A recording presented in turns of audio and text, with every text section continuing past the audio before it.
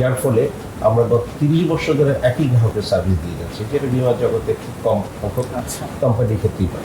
কারণ গ্রাহকের সন্তুষ্টি আমাদের প্রথম।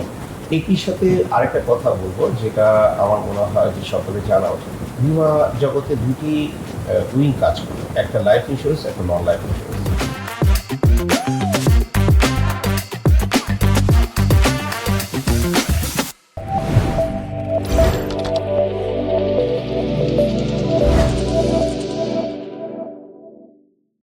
ব্যাংকিং খাত কিংবা বিমা খাত, এই দুটি সেক্টর কিন্তু একেবারেই আলাদা।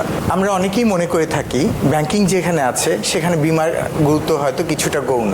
এই ভাবনাটা একেবারেই ভুল। এই ভাবনা থেকে বেরিয়ে এসে বিমা খাতকে ফাইন্যান্সিয়াল ইন্ডাস্ট্রিতে যারা গুরুত্বপূর্ণ হিসাবে তৈরি করেছেন, এদের মধ্যে কোম্পানিগত দিক থেকে ফিনিক্স ইন্স্যুরেন্সের নাম প্রথমেই আসে। বিমা খাতে ফিনিক্স ইন্স্যুরেন্স যেরকম অতুলনীয়, সেরকম এর পেছনে শ্রম দেওয়া মানুষগুলোও অসাধারণ। এরকম একজন অসাধারণ মানুষ রফিকুর রহমান স্যার, যিনি ফিনিক্সের ব্যবস্থাপনা পরিচালক বা এমডি হিসেবে অক্লান্তভাবে কাজ করে যাচ্ছেন দীর্ঘদিন ধরে। আজকে আমাদের ফিনটকে গেস্ট রফিকুর রহমান স্যার। আমরা এখন সরাসরি কথা বলবো তার সাথে। স্যার, আপনাদের কোম্পানি তো বাংলাদেশের প্রথম প্রজন্মের ইন্স্যুরেন্স কোম্পানি, 1986 সালের জন্ম। তো সেই হিসেবে মার্কেটে আপনাদের অবস্থানটা কি? কত পার্সেন্ট মার্কেট শেয়ার আপনাদের দখলে আছে? ধন্যবাদ। আমরা প্রথম জেনারেশন ইন্স্যুরেন্স কোম্পানি 1986 সালে রেজিস্ট্রিভুক্ত হয়েছি। দীর্ঘ 38 বছর ধরে ইন্স্যুরেন্স বিমা জগতে কাজ করে এসেছি। যদিও 38 বছরের তুলনায় আমাদের যে জায়গায় থাকার কথা ছিল, আমরা সেই অবস্থানে না থাকার পরেও আমরা একটা ভালো অবস্থান বজায় রেখেছি। মূলত ইন্স্যুরেন্স জগতে যদি আপনি ব্যবসার দিক থেকে ধরেন, তাহলে আমাদের অবস্থান অত উপরে নয়, কিন্তু আমরা গ্রাহক সন্তুষ্টি, ক্লেম সেটেলমেন্ট, রেগুলেটরি রিকোয়ারমেন্ট, অন্যান্য সামাজিক নিরাপত্তা, এমপ্লয়ি স্যাটিসফ্যাকশন, এই সকল দিক থেকে আমরা ফিনিক্স অনেক উপরে অবস্থান করছি। সেই দিক থেকে আমি বলবো যে প্রথম শ্রেণীর কয়েকটা কোম্পানির মধ্যে ফিনিক্স একটা বড় কোম্পানি এবং তাদের সেই ক্রাইটেরিয়া ফুলফিল হয়েছে। বর্তমানে বিমা ব্যবসার টোটাল বাংলাদেশের বিমা নন লাইফ ইন্স্যুরেন্স সেক্টরে 2% মতো আমরা কন্ট্রিবিউট করি। আচ্ছা, বিমা খাতে আসলে প্রতিযোগিতাটা অনেক বেশি। আমরা যদি দেখি যে আমাদের পার্শ্ববর্তী দেশ, বড় দেশ ইন্ডিয়া, এত বড় একটা দেশ, কিন্তু সেখানে ইন্স্যুরেন্স কোম্পানি আছে 57টি। আর প্রক্ষান্তের বাংলাদেশে যদি হিসেব করি, লাইফ নন লাইফ মিলিয়ে প্রায় 81টি কোম্পানি। তো এই যে এত বিশাল সংখ্যক প্রতিষ্ঠান, এটা কি আদৌ বাংলাদেশের মতো একটা দেশের জন্য প্রয়োজন আছে কিনা, বা এটা কিরকম প্রভাব ফেলছে এই সংখ্যাটা? মূলত বাংলাদেশের বিমা খাতের অগ্রগতি বিভিন্ন গত 20 বছরেই হয়েছে সবচেয়ে বেশি। তথাপিও এই সেক্টর যে পরিমাণ মার্কেট, বিশেষ করে নন লাইফ ইন্স্যুরেন্সের মার্কেট এবং লাইফ ইন্স্যুরেন্সের মার্কেট, সেই অনুযায়ী এতগুলি কোম্পানির ওদও দরকার ছিল না। পার্শ্ববর্তী দেশ ভারতে 57টি কোম্পানি, মালয়েশিয়ার মতো দেশে তার অর্থনীতি এত বড়, সেখানে 25টি কোম্পানি, এবং ইভেন দো পাকিস্তানও আমাদের মতো এত বড় অর্থনৈতিক দেশ না, কিন্তু তাদের সংখ্যাও কম। সেই হিসাবে আমাদের দেশে রাজনৈতিক বিবেচনা, বিভিন্ন সরকার বিভিন্ন কারণে হয়তো অনেক কোম্পানি দিয়েছেন, কিন্তু ওদো মার্কেটের সাথে এটা সামঞ্জস্যপূর্ণ না। এই সামঞ্জস্যপূর্ণ না হওয়ার ফলে কোম্পানি একটা অসম প্রতিযোগিতায় মুখোমুখি হচ্ছে। এই অসম প্রতিযোগিতা থেকে বিভিন্ন ব্যাড ম্যানেজমেন্ট তৈরি হচ্ছে, অফারেন্স তৈরি হচ্ছে, অথবা মিস হ্যান্ডেলিং তৈরি হচ্ছে। আমাদের এখনকার যে মার্কেট, সেই অনুযায়ী যদি সংখ্যাটা কমানো যেত, তাহলে বিমা সেক্টর আরও দ্রুত উন্নতি সাধন করবে। একই সাথে ইমেজ সংকট অনেকখানি থাকবে সম্ভব। যেহেতু আমাদের দেশে বিমার কোম্পানির সংখ্যা অনেক বেশি, সেক্ষেত্রে দেখা যায় যে একটা অসুস্থ প্রতিযোগিতা চলছে, আর এর মধ্যে নানান ধরনের মিসম্যানেজমেন্ট, আপনি স্যার কিছুক্ষণ আগে যে কথাটা বললেন, এর সাথে আরও যুক্ত হয়েছে যে গ্রাহকের সঙ্গে প্রতারণা, নানান ধরনের নিউজ আমরা সবসময় দেখি।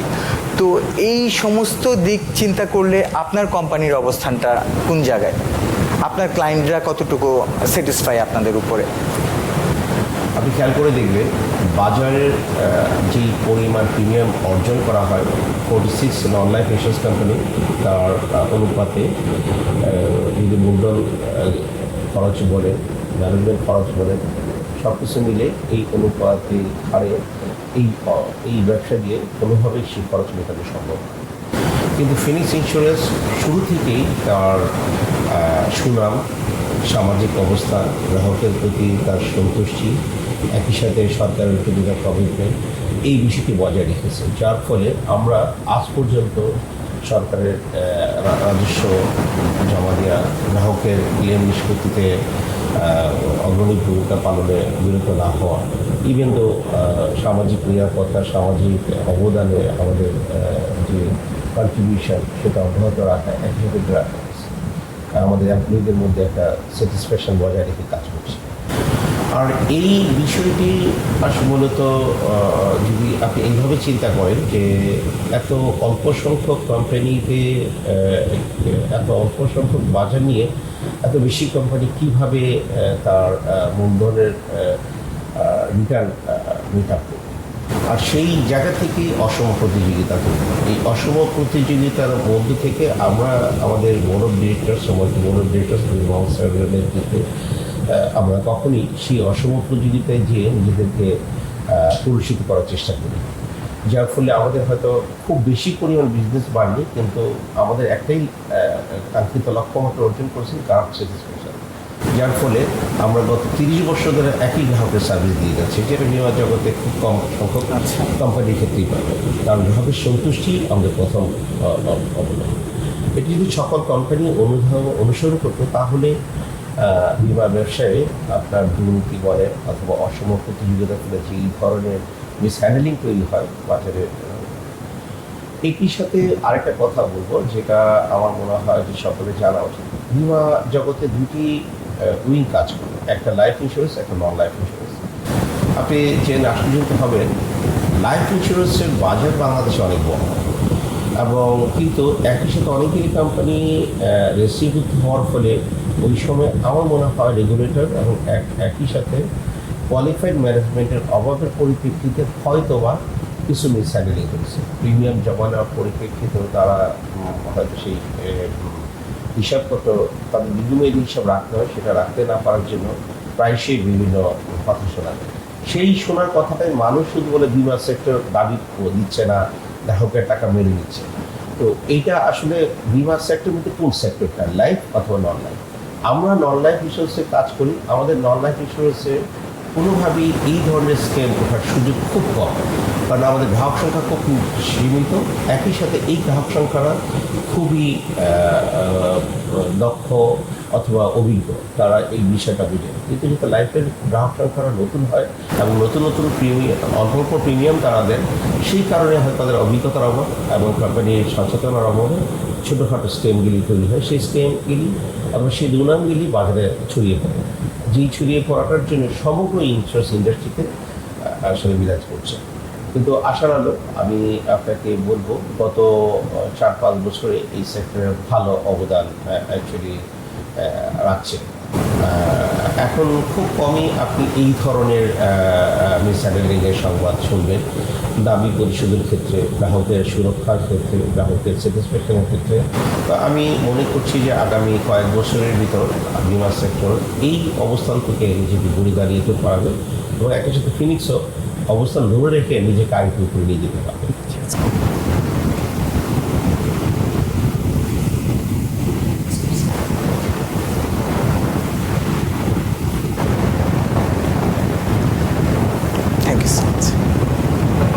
আমাদের এই ফিনটক প্রোগ্রামের অফিসিয়াল হসপিটালিটি পার্টনার হচ্ছে বাংলাদেশের best 5 star hotel intercontinental Dhaka. ঐতিহাসিক ইন্টারকন্টিনেন্টাল ঢাকা বাংলাদেশের সর্বপ্রথম লাক্সারি 5 স্টার হোটেল, যেটি ঢাকার প্রাণকেন্দ্র শাহবাগে অবস্থিত। আন্তর্জাতিক স্বনামধন্য এই হোটেলে আছে বিলাসবহুল 226টি গেস্ট রুম এবং সুইট, আছে বিশ্বমানের 5টি রেস্টুরেন্ট, লাউঞ্জ ও বার। বিভিন্ন অনুষ্ঠানের জন্য রয়েছে অত্যাধুনিক ইনডোর ও আউটডোর ব্যাংকুয়েট হল ও মিটিং ভেন্যু। অবসর কাটাতে আরও আছে swimming pool, fitness centre, salon এবং স্পা। আর এখানকার ফুড এক কথায় অসাধারণ।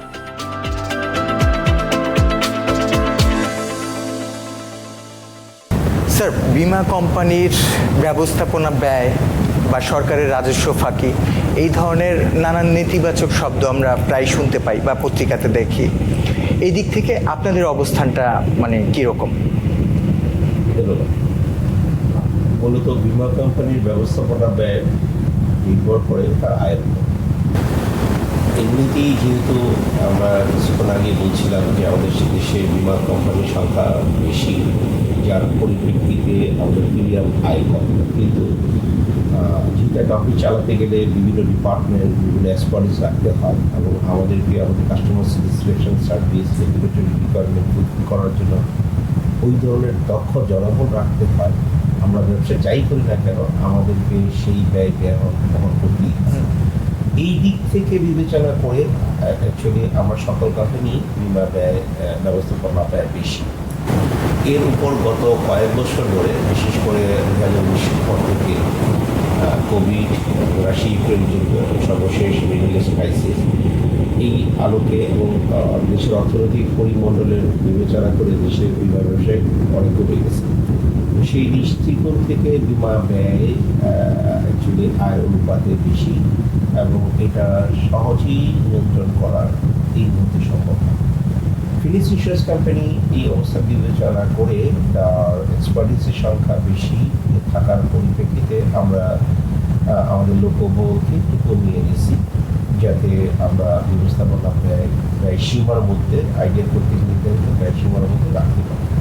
এবং আপনি জেনে খুশি পাবেন যে বা জানতে হবে যে আমরা গত বছর মাত্র 5% এক্সপেন্ডিচার করেছিলাম, যেটা আমাদের আইডিয়ার কর্তৃক স্বাধীনতা দিয়েছে। অনৈতিক যে বিষয়টা বললেন, অনৈতিক বিষয় বা কমিশন বাণিজ্য অন্যান্য বিষয়, এটা আসলে নির্ভরই করে যখন আপনার আয় কমে যাবে তার ব্যয় নির্বাহের জন্য তো আপনাকে অনৈতিক পথ অবলম্বন করতেই হবে। রাজস্ব ফাঁকির বিষয়টি বোধ আপনি বলছেন। রাজস্ব ফাঁকির বিষয়টি একসময় খুব বেশি প্রচলিত থাকলেও এখন কিন্তু সেটা সম্ভাবনা আমি বলবো যে নাই, এই কথাটা না বলে অলমোস্ট কমে এসছে জীবনের কাছাকাছি।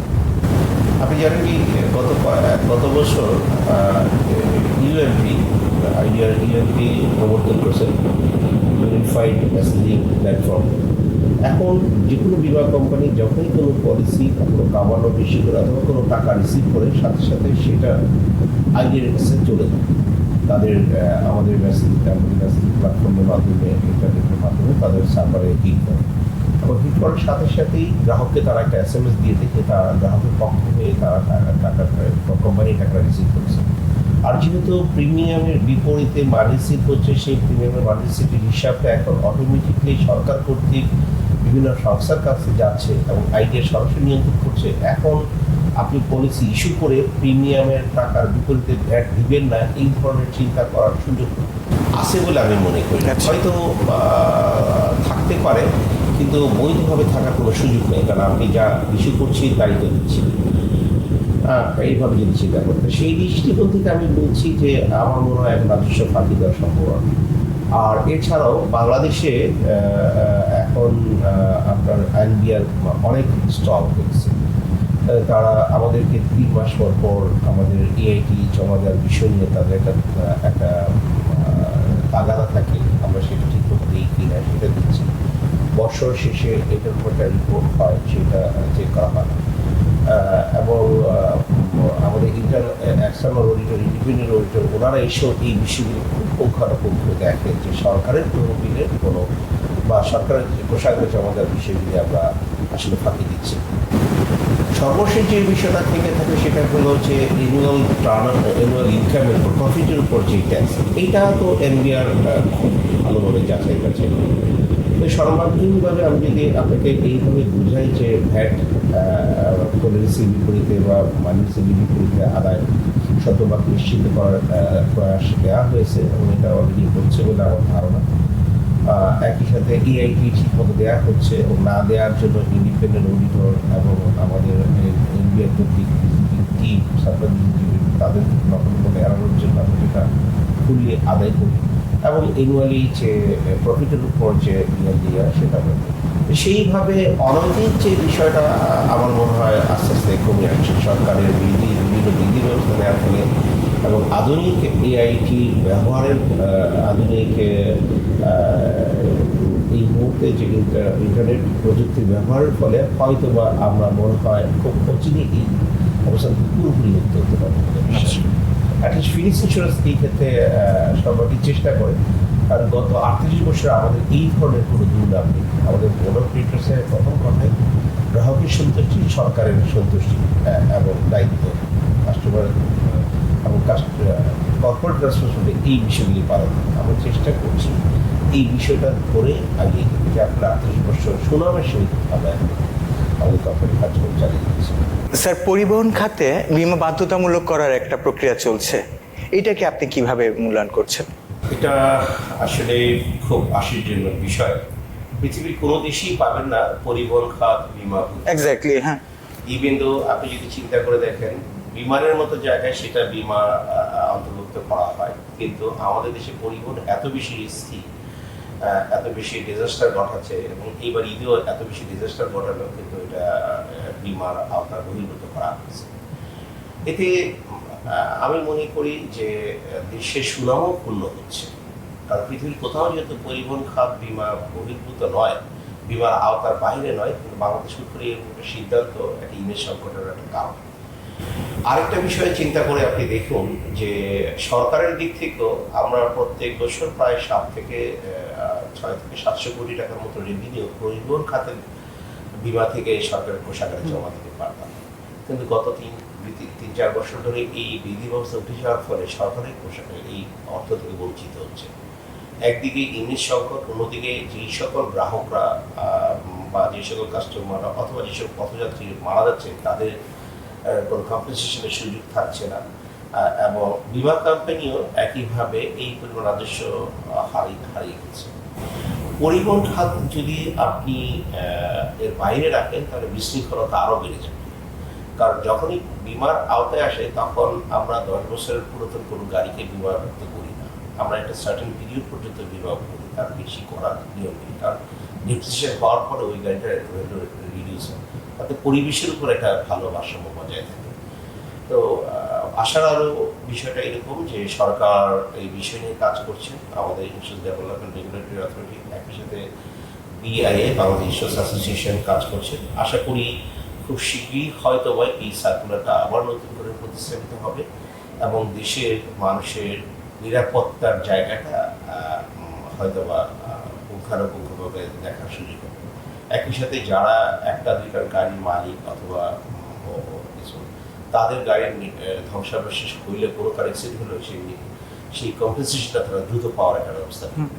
তো আপনার মাধ্যমে আমি আবারও দেশবাসীকে অথবা সরকারকে অথবা যারা এর সাথে সম্পৃক্ত তাদেরকে বলবো, দেশের সুনাম রক্ষার্থে, রাজস্ব আয় বৃদ্ধির লক্ষ্যে, মানুষের নিরাপত্তার স্বার্থে, সম্পত্তি নিরাপত্তার স্বার্থে পরিবহন বীমা দ্রুত চালু করা উচিত। স্যার, পরিবহন খাতের মতো ইদানিং আরেকটা খাত নিয়েও খুব আলোচনা হচ্ছে, সেটা হচ্ছে অগ্নি দুর্ঘটনা। কিছুদিন আগে বেইলি রোডে আমরা যেটা দেখলাম, তো এই ধরনের দুর্ঘটনা ঘটার পর আসলে মানে কারো কোনো দায়বদ্ধতা থাকে না, আমরা এটাই দেখতেছি। এইটা নিয়ে আসলে বীমা সেক্টরের কি করা আছে, বা আপনারা এটা নিয়ে কি করছেন বা চিন্তা করছেন? এই মুহূর্তে সবচেয়ে গুরুত্বপূর্ণ বিষয়টি নিয়ে আপনি প্রশ্ন করা যাবে। আপনি দেখেন যে পৃথিবীর কোথাও কাঠামোগত স্থাপনা, বিল্ডিং বলেন, স্ট্রাকচার বলেন, কোনোটাই আসলে বীমার বাহিরে নয়। বাংলাদেশের ব্যাপারটা একটু ব্যতিক্রম, কিন্তু এই বিষয়টা নিয়ে আমরা বহুবার কথা বলেছি সরকারি পর্যায়ে। ইভেন তো মাননীয় প্রধানমন্ত্রীও এই বিষয়টাতে সম্মতি দিয়েছেন, উনি নিজেও এই বিষয়টা নিয়ে সবাইকে সচেতন হওয়ার এবং বীমা করার জন্য বলছেন। এবং প্রত্যেক বছরই বড় বড় আগুন হয়, সেই আগুনে বিল্ডিং পড়ে মানুষ মারা যায়, সম্পদের ক্ষতি হয়, কিন্তু যেহেতু ম্যান্ডেটরিলি আমাদের দেশে বীমা করার কোনো বিধান নাই, সেই জন্য গ্রাহক পর্যায়ে, ব্যক্তি পর্যায়ে, মালিক পর্যায়ে, ইভেন তো সরকারি পর্যায়ে কোনো বড় বড় বীমা করা হয় না। আমরা যদি এটাকে ম্যান্ডেটরি পর্যায়ে করতাম তাহলে অবশ্যই এই বেলি রোডের মতো এই ঘটনার হয়তো কিছুটা কম হতে পারতো, বা এটা দুর্ঘটনার প্রতি সুযোগ থাকতো। কেননা যখনই কোনো বিল্ডিং বীমা করার আওতার মধ্যে আসে তখন তার কত করে রিকোয়ারমেন্ট ফুলফিল করতে হয়। তো সেই রিকোয়ারমেন্ট ফুলফিল করার জন্য তাকে আইন কানুন মেনে চলতে হবে। সে চাইলেও মানে আবাসিক বলে কমার্শিয়াল করতে পারবে না, চাইলেও বাড়ি বলে হোটেল করতে পারবে না, সরকারের নির্দেশনা বা ডিআইটির অ্যাপ্রুভাল না থাকার পর কাজ করতে পারবে না। এই বিষয়গুলি বিমা কোম্পানি পুঙ্খানুপুঙ্খভাবে যাচাই করার সুযোগ পেত। আর এটা যেহেতু প্রত্যেক বছরই একবার করে রিনিউয়াল হয় অথবা নতুন করে করতে হয়, তখনই এটা আবার যাচাই করার সুযোগ যেহেতু থাকছে, মালিক পক্ষ এক পর্যায়ে করতে বাধ্য। আপনি দেখবেন যে এখন কিন্তু কারখানা পর্যায়ে অগ্নি ব্যবস্থাপনা অনেক উন্নতি হয়েছে এবং অগ্নি নির্বাপন ঝুঁকি আমরা অনেক হ্রাস করতে পেরেছি। এর কারণটা একটা, বাংলাদেশি ইন্ডাস্ট্রি সেক্টরের 80% টেক্সটাইল বেস, এবং টেক্সটাইলগুলো আপনার ফায়ারের জন্য সবচেয়ে মোক্ষম একটা জায়গা। সেইখান থেকে আমাদের আনুপাতিক হারে ক্লেম বা দুর্ঘটনা হার কম। এর কারণ হলো ইন্স্যুরেন্স কোম্পানির রেগুলেটরি রিকোয়ারমেন্ট থাকার ফলে আমরা মালিকদেরকে সর্বক্ষণ সচেতন করার চেষ্টা করি। তাদেরকে আমরা ফায়ার এক্সটিংগুইশার ব্যবস্থা রাখার জন্য এবং বিধি ব্যবস্থা ঠিকমতো হচ্ছে কিনা যাচাই করার জন্য বলি, প্রি ইন্সপেকশন করি এই বিষয়টি। তো আমার মনে হয় যদি আমরা বেলি রোডের মতো এই দুর্ঘটনা রোধ করতে চাই, তাহলে খুব শীঘ্রই সকল ভবনকেই, বিশেষ করে কমার্শিয়াল ভবন অথবা যেখানে ফায়ার হওয়ার সম্ভাবনা আছে, হোটেল ছোট হোক বড় হোক, এই ধরনের প্রতিষ্ঠানগুলিকে বিমার আওতায় ম্যান্ডেটরি আনা উচিত। যদি আমরা আনতে পারি তাহলে দুর্ঘটনা রোধ করা সম্ভব হবে, মানুষের মৃত্যুর ঝুঁকি লাঘব হবে, একই সাথে এত বড় ক্ষয়ক্ষতি, এই ট্র্যাজেডি এটা হয়তো বারবার ঘটবে না।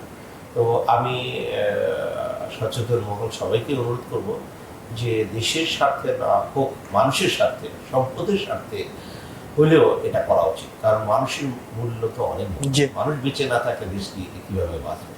তো সেই দৃষ্টিকোণ থেকে বেলি রোডের মতো জায়গায় যদি একটা দুর্ঘটনা ঘটতে পারে এবং সেইখানের মতো জায়গায় সব কিছু থাকার পরেও আমরা আসলে কিছু করতে পারি চেয়ে দেখা ছাড়া, তো এই দুর্ঘটনাকে রোধ করা একমাত্র উপায় সঠিকভাবে ইন্স্যুরেন্সকে আওতাভুক্ত করা এবং ইন্স্যুরেন্সের পরিপালনে সাহায্য করা। আর ইন্স্যুরেন্স কোম্পানি আসলে এই দুর্ঘটনা প্রতিরোধে সব ক্ষেত্রেই কাজ করে, যেটা বিমানের ক্ষেত্রে করে, কারখানার ক্ষেত্রে করে, অন্য সেক্টরে আমরা করব।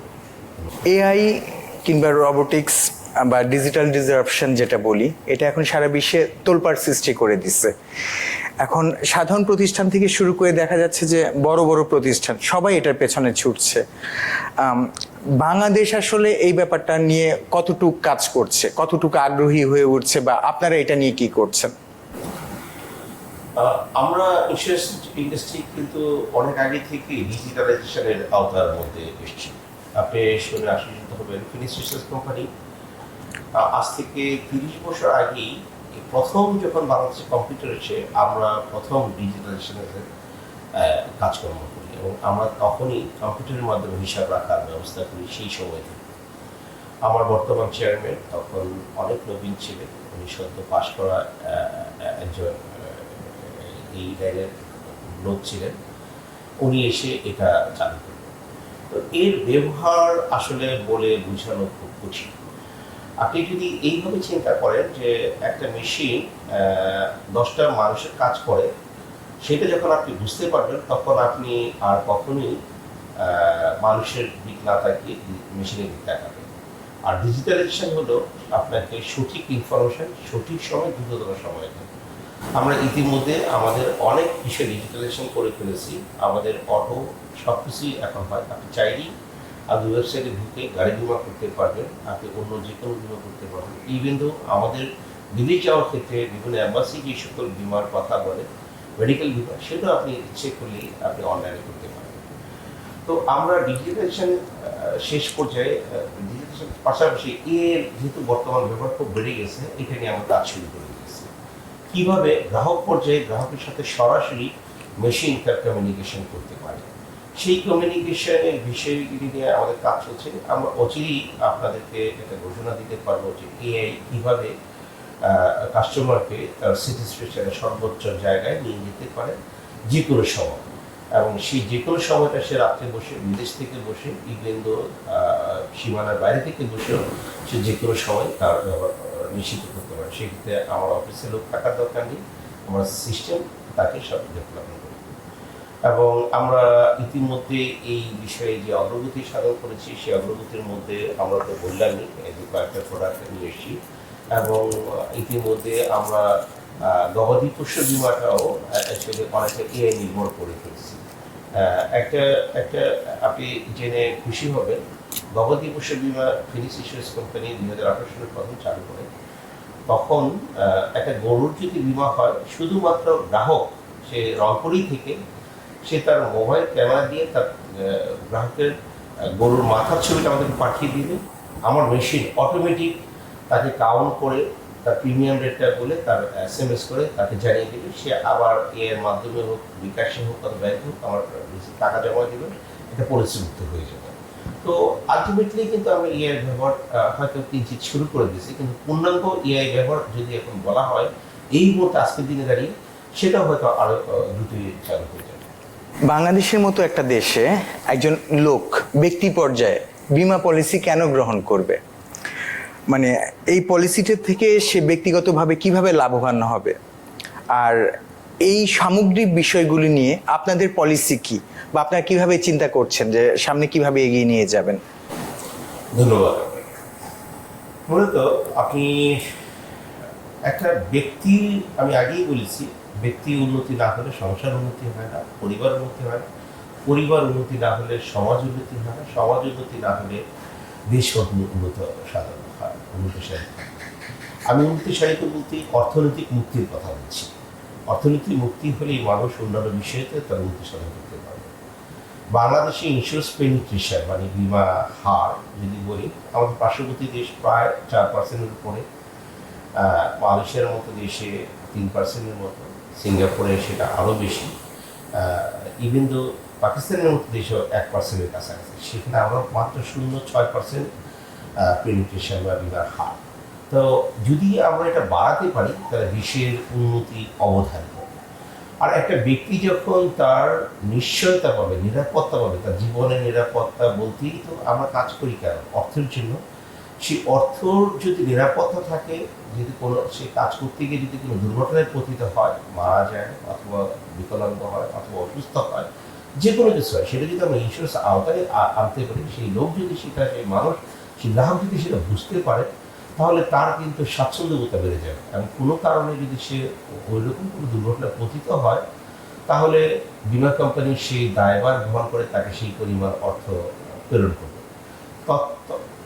তার মাধ্যমে তার পরিবার লাভবান হবে, তার হয়ে বীমা কোম্পানি সেই দায়িত্বটা পালন করবে।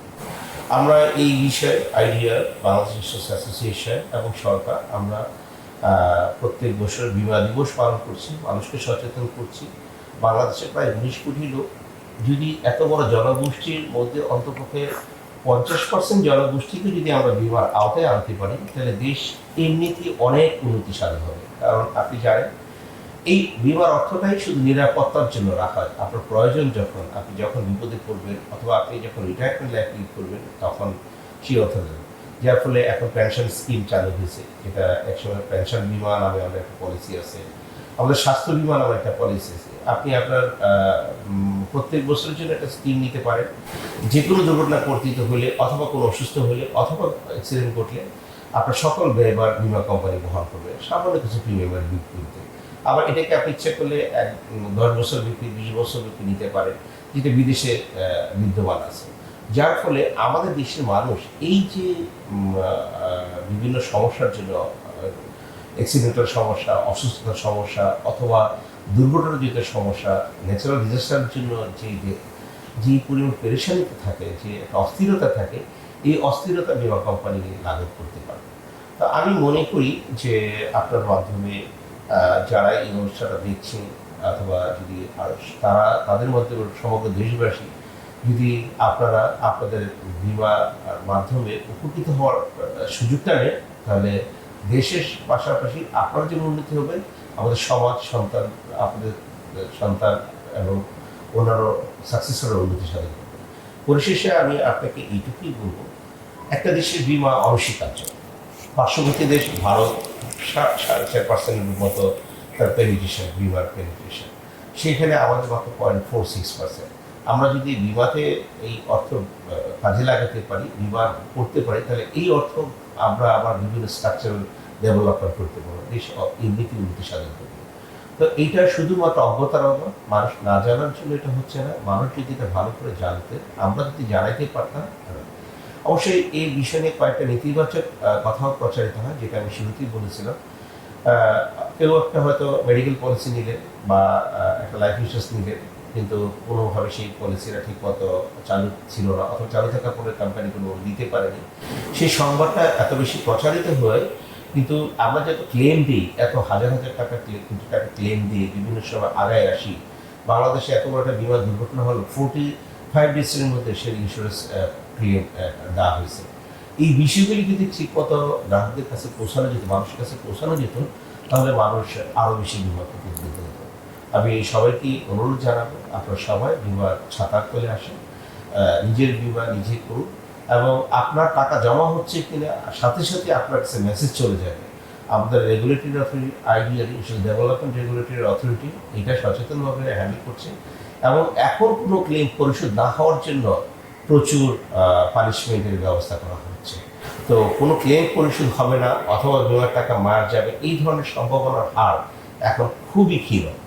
আমি মনে করি না গত 3-4 বছরে এই ধরনের কোনো, বা 5 বছরের মধ্যে এই ধরনের কোনো রেকর্ড আছে। এই জন্য আমি ধন্যবাদ জানাবো Bangladesh insurance development regulatory authority, সাথে বাংলাদেশ ইন্স্যুরেন্স অ্যাসোসিয়েশন, এবং আমরা যারা বিমা জগতে কাজ করি এবং আপনারা যারা আমাদের সাথে সম্পৃক্ত আছেন, সবাইকে ধন্যবাদ জানাচ্ছি, যাতে আপনারা আবার আরও বেশি করে বিমা করেন। বিজনেসম্যান, জব হোল্ডার, স্টুডেন্ট বা হাউসওয়াইফ, আপনি যেই হন না কেন, সাবস্ক্রাইব করুন আমাদের চ্যানেল, আর বেল আইকনটি টিক দিয়ে রাখুন আমাদের এই ফিনটকের ইনফরমেটিভ ভিডিওগুলো জানার জন্য এবং দেখার জন্য। অনেক ধন্যবাদ।